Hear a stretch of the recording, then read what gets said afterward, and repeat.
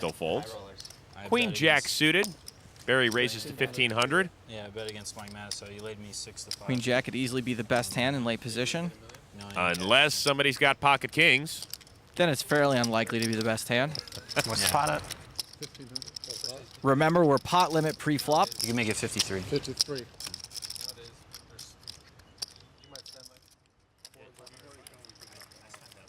And Cada makes it 5,300.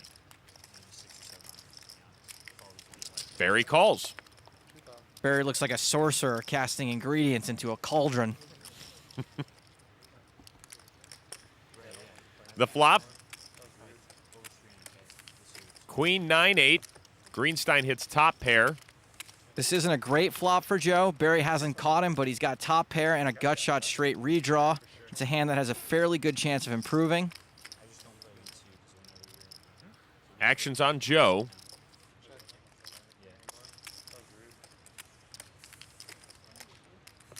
Fires 7,800. Barry knows his hand is pretty strong in this spot. You can see he's got chips in his hand already. I don't see him throwing it away. He also knows Cada's fired on the flop and then given up a few times already in this game. So it's conceivable Barry isn't putting him on a hand as strong as 2 kings.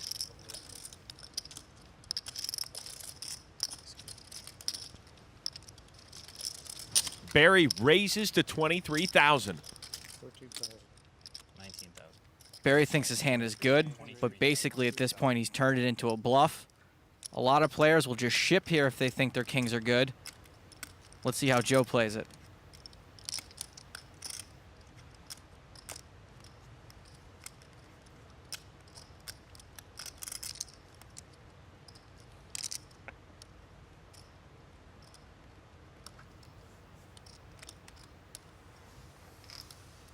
Joe just calls. Just one big $25,000 chip. Well, there's old school Barry Greenstein raising top pair. And you might think, well, maybe he has some reasons that aren't the old school reasons to raise top pair. But if you watch a little further in the big game episode here, you'll see that he actually explains his reasons. Put that video up. Show that video. Oh, great. I have to show the video now. Show the video. It's not a big deal. Queen 9-8, all different suits, and Joe bet 7,800 out into the pot, and I had a decision.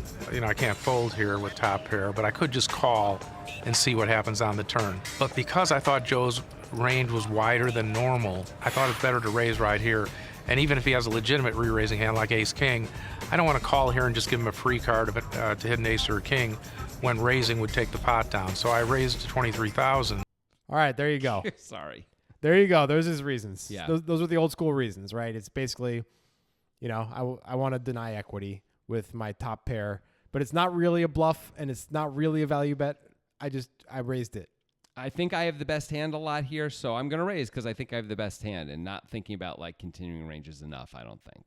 No matter what the reason is that Barry did it, it's not a comfortable spot for young Joe Cada here with 2 kings. This is not what you wanted to happen when you bet your kings on the flop. You got the flop that was better than an ace-high flop, but certainly not an ideal flop for kings. A call is the best scenario for Joe. That's what he wants. A raise is the worst. I think a fold is the second best thing. That's fair. The fact that this board is rainbow really makes it so much tougher for Cada to be ahead here, right? Unless Barry's got like ace-10 or ace-jack or king-10 and king-jack and is like going for it with a gutter, which is possible, but not that likely. Right. 6-7 suited maybe. I mean, the value is not that frequent and not that combinatorially prevalent, but it is obvious. It's 8-9 suited, 8s, 9s, jack-10 suited. And queen-9 suited potentially. Potentially queen-9 suited as well. And the bluffs are a little less obvious, right? Yes. They're maybe those gut shots and maybe 6-7 suited. We don't think Barry shows up with 7-10 suited pre-flop. We don't. So it's not an ideal spot for Cada right away, yet you can't just go folding kings on the flop or you're folding too much, right? By a lot, right? Like if we're folding a hand as good as kings, what are we calling with? Right. Like we're probably folding aces. It's the same thing in this case, right? It plays the same. Just a lone queen isn't good enough, right? So now we have to have a set to call or jack 10 or 2 pair. Like so hard to have that. Yeah, it I almost think- never happens. Of course, Cada has to call. Of course he does. Unless he really thinks Barry only has value and is sure that all of that value beats him. But as we can see, Barry can show up with some stuff that I bet Joe doesn't put in his range. Yeah. Which is a big reason why you have to call with some of the hands that you have to call with because they're too good to fold. Because sometimes you just don't know what the other guy's doing. Yeah. So I definitely get what Joe's doing so far. Barry's a little bit, I guess he's explained what he's doing. He's a little out there for me. Cada's hand is too big to fail. Well, to fold. Topical. Fail? Very topical. Timely reference. Thank you. 2008. Oh, baby, if you could have been on Bitcoin in 2008, you would have been before it even existed. But guess what? Nitrogen Sports is in on Bitcoin right now, and you can be too with them. Sign up for Nitrogen using the link in our pinned tweet, and you get access to our Poker Guys monthly tournament. It's a great tournament. You have to use the link or you don't even get to sign up. Of course, it's a Bitcoin-only site, as I kind of referenced there. If you want your Bitcoin, you get it in 90 minutes or less. Jonathan's not talking during this ad. Sports betting and casino games, too. Damn it, he got in there. Yes. We'll see you there. 6 of diamonds. Cada checks. This is another bad card for Cada. Barry's just picked up 8 more outs. He's added a flush draw to go with his top pair and gut shot draw. He knows he has a ton of outs, and he might even think he has the best hand already.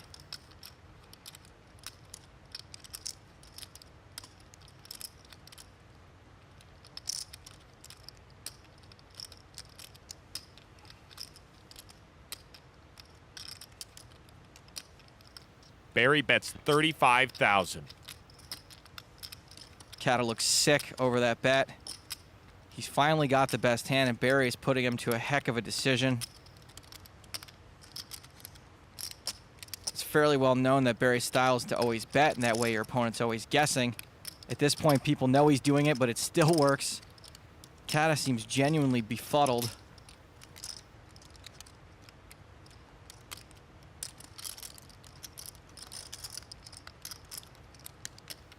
Got almost $100,000 in this pot.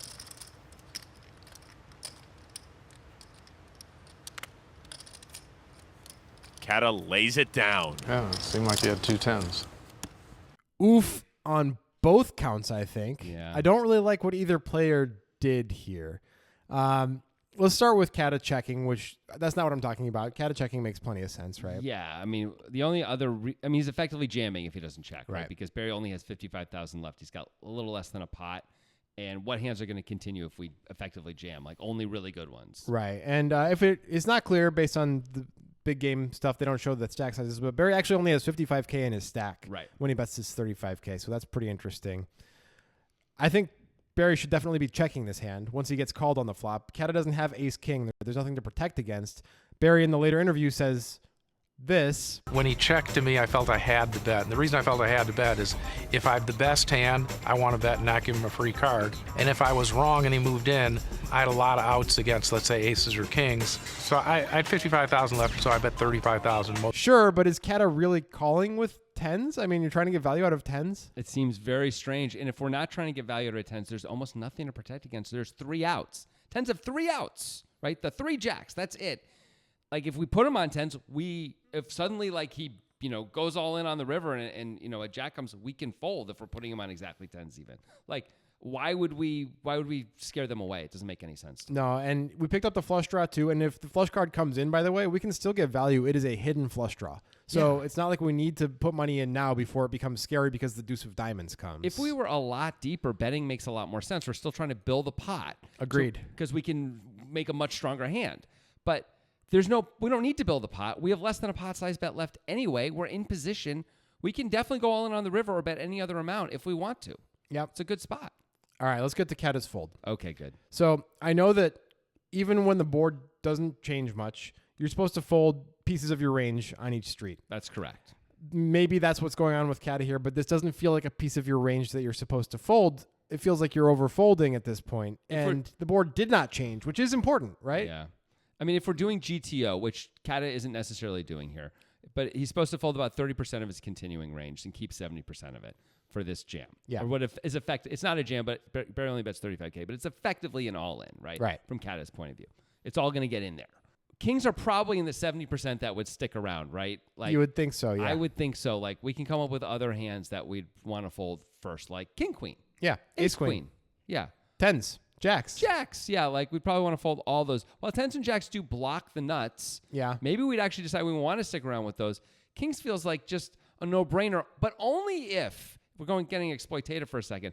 If we know Barry's capable of raising one pair And like then betting one pair again. well, then now Kings is an obvious call, right? But Right. obviously Joe doesn't know that, and that's understandable that Joe wouldn't know that. Right, but the thing is, I know you're supposed to fold more of your range, but like I said, the board didn't change. We don't think Barry has 7-10 suited pre-flop. We No, think we he's do folding that pre-flop to the 3-bet. So the 6 did not improve Barry. If Barry was beating Joe, it was on the flop already. Correct. So Joe pretty much made a decision on the flop with Barry's stack size that he was going with this hand unless a very bad card came. It seemed like it. And a very bad card did not come.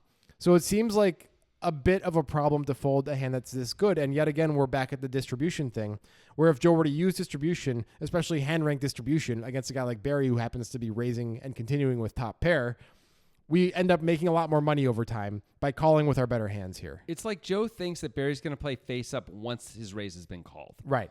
And so he's just going to check back all his bad stuff, and he's going to jam all his good stuff, and his good stuff should be beating Joe. Well, if that's true, then it's certainly a viable strategy, but I think Barry is not doing that necessarily. I think Barry thinks he's got the best hand, as he said. He thinks he's up against 10s here. And, that's a problem. The solver wants to solve Barry. Danny Sprung did it for us. The solver prefers a smaller size for Cada. This could just be error dependent that Cada went the size that he did. It's just how it is. It's 2010. 7,800 into 11.4 is what he did. Yeah.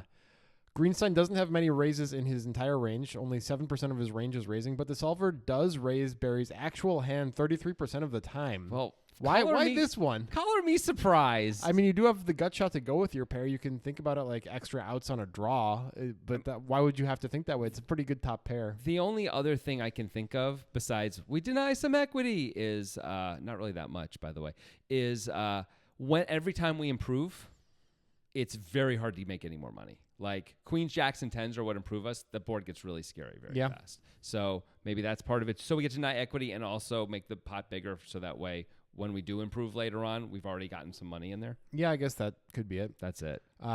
Solver actually wants Cada to 3-bet more than a third of the time. What? Which is a bit surprising.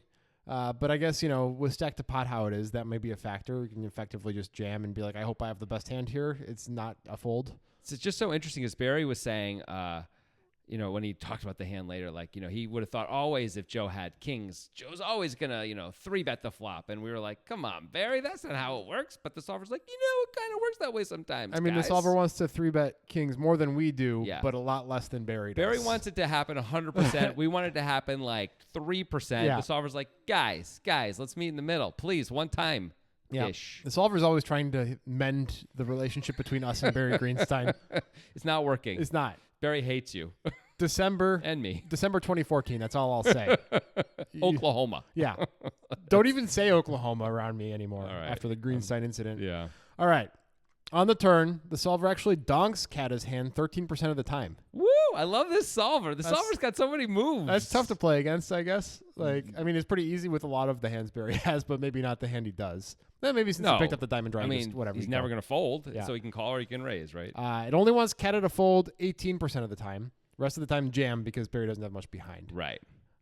So, it's not a complete solver disaster to fold at 18%. It's kind of a solver as disaster. I kind of expected it would never want to fold. Right, right. How the solver is with this stuff. It is pretty rough. But yeah, that's that. 18%. So we got 3 different point of views on this hand, clearly. Barry Greenstein's version of this hand and what should be done, our version of this hand, and the solvers. And we're all in different places. Where do you stand and why? What do you want done in this hand? Do you want Barry to make these plays, so aggressively? Do you want Joe to find a fold ultimately when Barry's making these plays? No one can agree, so let us know what you think in the comments. It's like the last duel. It's like the truth. Like the truth according to Barry Greenstein. He's the Matt Damon character. Then we're probably. Well, I don't want to be. I don't want to be any of the characters. Never mind. we should be. Oh yeah, no matter who we are. Well, let's not be those things. Anyway, if you want more fun like that, check out our Discord. The link is in the description of this video. We'll see you there.